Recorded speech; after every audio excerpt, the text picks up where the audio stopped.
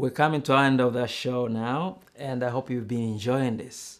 We're coming to the end with a very important interview. We're gonna talk. We've been talking to musicians, designers, and entertainers. Now we're gonna go to a different territory.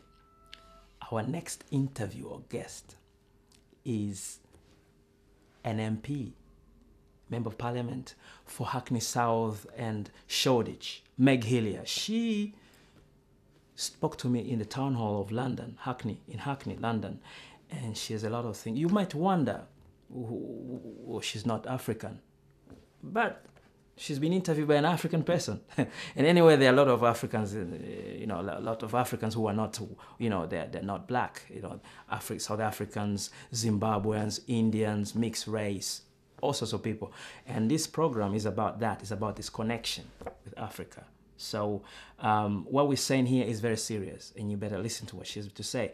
And if you have anything to say you think is important, you're a politician or a councillor or a leader or, please, this is your platform.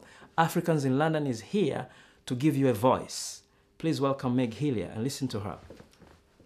Welcome to our show, Meg Hillier. It's nice to have you here. Thank you. To support and speak about various issues. Your history as a politician and a person who's very concerned about social issues is remarkable. Oh, You were one of the youngest councillors of Islington and mayor for Islington, and your involvement in these issues has been on for a long time.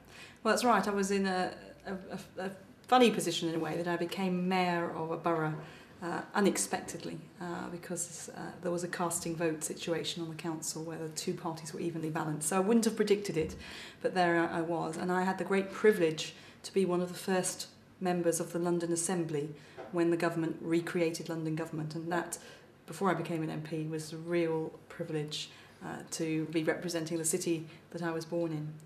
But we're here to talk about Africans in Britain, and that's something I've been quite involved in that time as well. Definitely.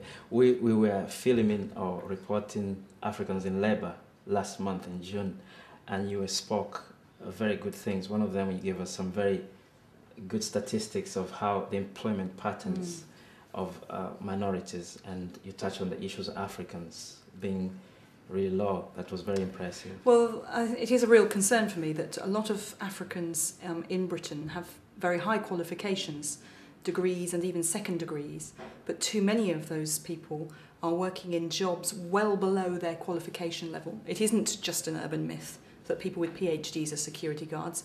I know that it is the reality. If I'm in a taxi, very often my taxi driver is from an African country, often quite enterprising, quite businesslike, but not working at the level of their qualification. My friends, we come to the end of the show, but it's not the end of this program. This is just a taster. So get ready. Join the band, join the group, join us, Africans in London. Listen. It's been a long journey.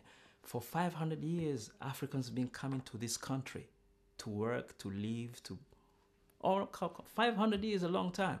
And it's been a long struggle, still continues. But now we're in control, we're taking charge. And Africans in London is one of them, one of these efforts. So join us. If you have anything to say, and if you enjoy the show, I hope you did, because join us. I'll tell you something. There's a proverb in Swahili which says, likilia la mgambo ujue kuna mambo. Ukisikia linalia la mgambo ujue kuna mambo. If you hear a trumpet or a bugle calling, join in. There's something. So call me if you have something.